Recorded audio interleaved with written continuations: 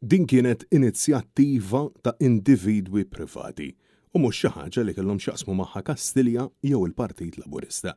Saħaq dan Robert Tabela l-ġimgħa filgħodu f'Għawdex meta mistoqsi minn Net News dwar min se jkun qed jerfa' responsabilità politika brabta mar-racket ta' frodi mill-benefiċċji soċjali fejn allegatament wieħed mill-imħuħ wara dan kollu kien l-eks deputat Laburista Silvio Grixti. Għaliex huwa ultra evidenti minn dak kollu li rriżulta sa issa kontrarjament għall-ispellet jagħti il-Partit Nazzjonalista. Il-Partit Nazzjonalista hemm xhieda ġuramentata.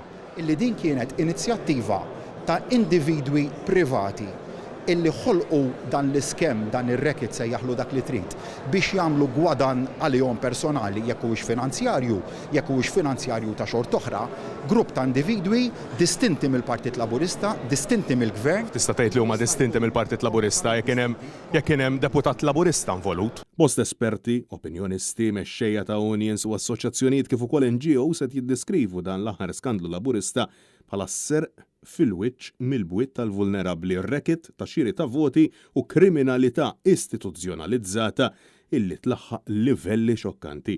Diversi persuni ta' ġurament fil-qorti ammettow illi kienu parteċipi f'din l-iskema għax hekk għalulhom jagħmlu.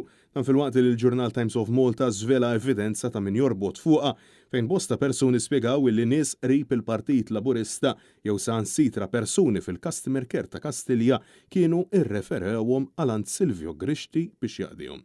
Min din l-iskema mijiet ta' persuni benefikaw minn flejjes ta' benefiċċji soċjali illi ma kinux intitolati għalihom grazzi wkoll għal falsifikazzjonijiet ta' firem.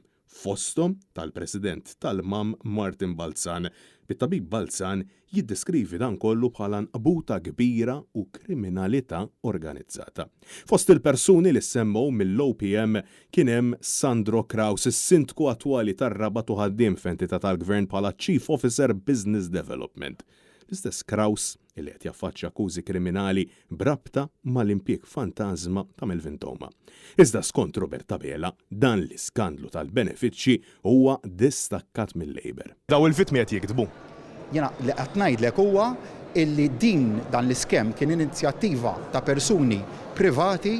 Tantu hekk illi kull ma kellu għall-Ministru Michael Falzon kien biss kliem ta' tifħir u Tabela ma jemminx illi għandu jieħu passi fil-konfront tiegħu minkejja illi kien hu il-bniedem responsabbli u li allegatament kollox sar mingħajr l-arfin tiegħu.